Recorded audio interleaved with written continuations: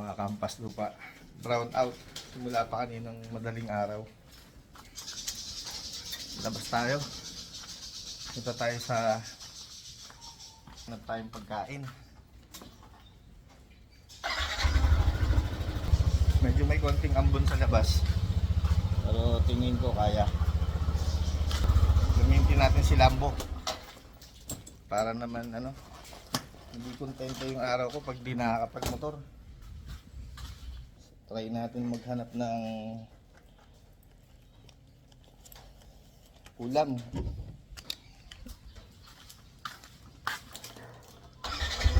Kapag mag-motor kayo, make sure na naka-helmet.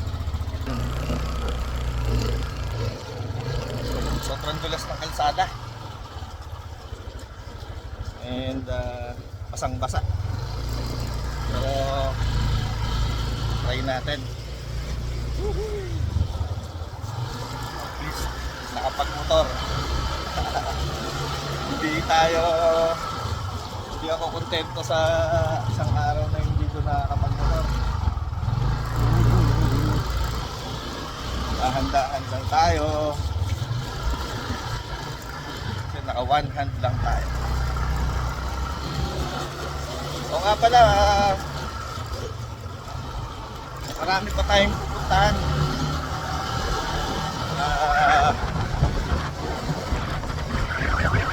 Soon, mag-Pulilo Island tayo.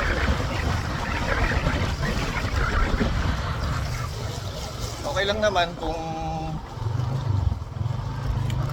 walang kasama or may kasama. Yo!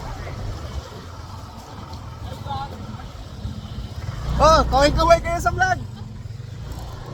Ayun na yung mga kaibigan nating gwardiya. Mga mababait na gwardiya namin. Solid. Yo! Kaway ka sa vlog! Yeah! Mga barkado natin dito.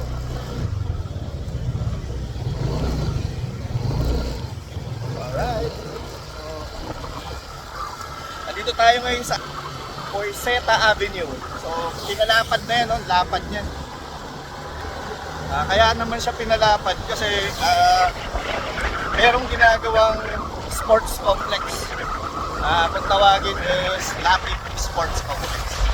Kita natin mamaya. At saka na-upload ko na rin pala sa drone yun. Pakihanap nyo na lang, no? Sa Lapid.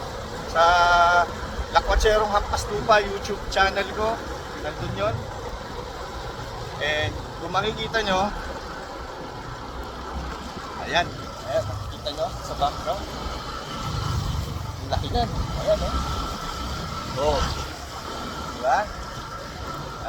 Sa future na palaro ng Atan, deathmatch at saka killbox, dyan na natin gagawin.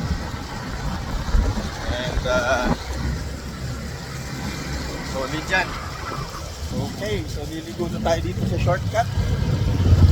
Ang tawag namin dito, Pampang shortcut. Yun ito yung palabas ng Pampang Market. Ayan palabas to ng Pampang Market. So dahan-dahan lang tayo kasi madulas ang kalsada. Tapos naka one hand lang ako. Ayan. Yung mga yan, dumaan lang dito yung mga yan. Dinadaanan ng mga tao to, shortcut from Abacan or from Pampang or from Angeles.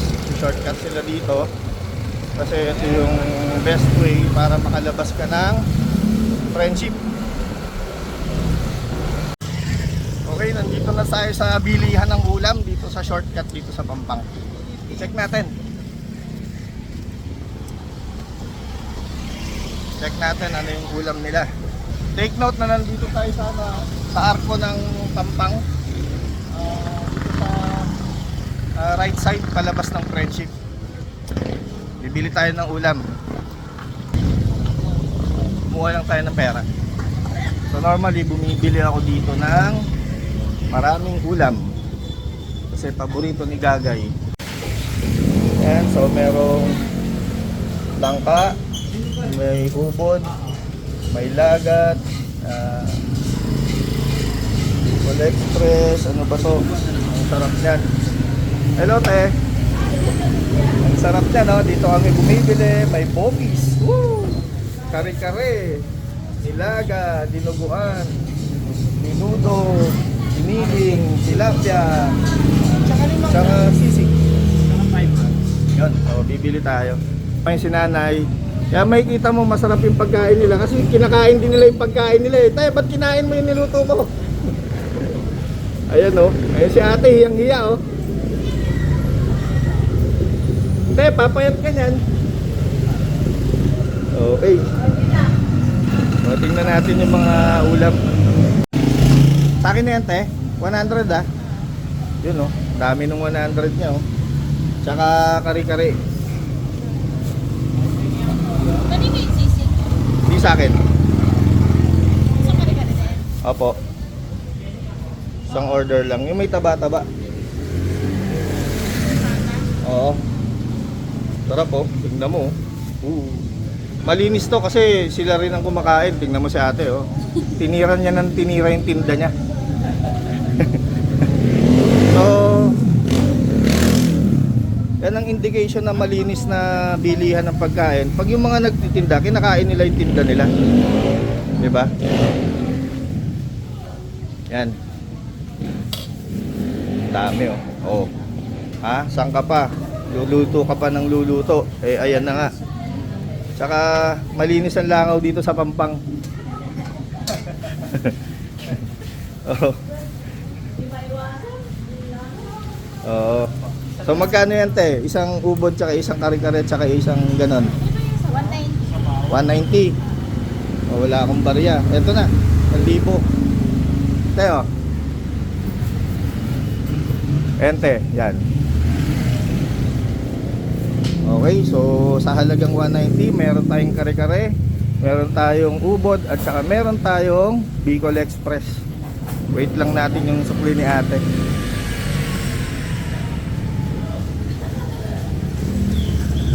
O, ikaw naman tayo, anong problema? Eh wala kasing ilaw, eh nainip ako sa loob ng bahay namin. Sabi ko, buwisit na nga lang ako sa bilihan ng pagkain. Eh si nanay, yan yung legendary dito sa Pampang. Siya ang unang tao dito, di ba nay? Pinagtatawanan yung nanay niya. Hindi, napaka-respetado niyan, solid. Mahal na mahal namin niya si nanay. Thank you. Ayan, sukli ko sa 1,000. Dumami pera ko. Meron tayong kare-kare, Bicol Express at saka ubod. Sarap yung ubod, yung kawayan. Okay, dito tayo. So doon ako lagi bumibili ng ulam. Malinis naman. And nakakatawa kasi dalawang batch sila magluto. Isa sa umaga, tapos pag mauubos yun ng tanghali, tapos kakainin nila yung mga sobra, tanghalian nila. And then luluto sila ulit for the late for the early dinner naman ng mga tao dito. Maganda dito sa Pampang. Yan o. Ganda ni ate ah. Okay, so ayan, sabi ko nga simple lang ang buhay. Medyo malamig kaya medyo foggy yung camera natin ha. So yan, pabalik na tayo. Dito na tayo sa shortcut ng Pampang papuntang Friendship. Pabalik na sa bahay. Eh, ang loob din sa akin ng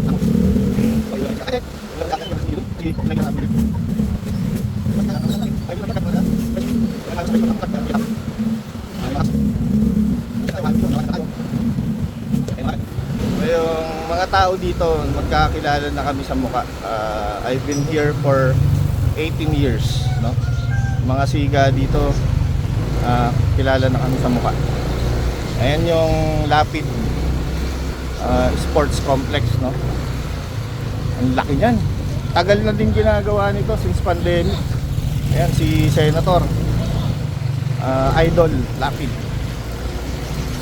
Kahit sa Coron nung naggala kami, ano siya, may mga paskil siya doon. Ingat kayo sa biyahe by Senator Lapid. Ayun.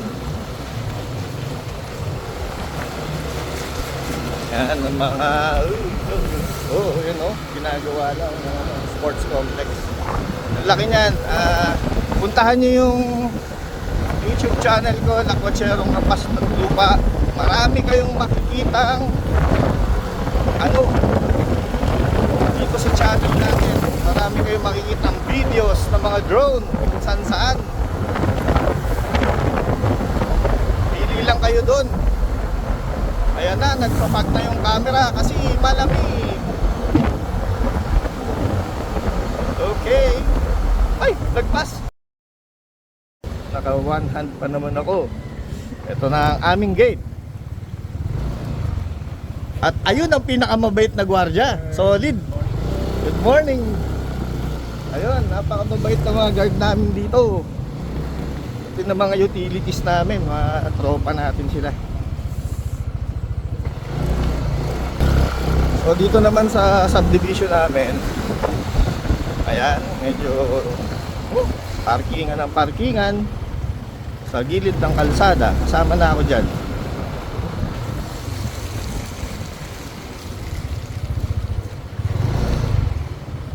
Yan, medyo masikip.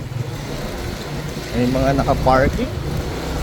Malamig ang klima kaya nagfa-fog yung camera ng ating Samsung. Ayan, kung gusto nyo akong puntahan, urba lang kayo dito. Ayan, ang pinakasigang Innova sa balat ng lupa. And then, ayun yung kotse ni Gian at saka ni Bea. And dito na tayo sa bahay kung saan tayo nang galing kanina. Woo! Ayun guys, nandito na tayo sa bahay. Andyan si Lambo, yung NMAX. Ayun si Exy, ang exciting. At ayun si Mosky, ang ating CRF na dirt bike. Woo! Eto si Ice, para sa Lakwacherong Hampas Lupa. Woo! Weekends, sarap sa bahay.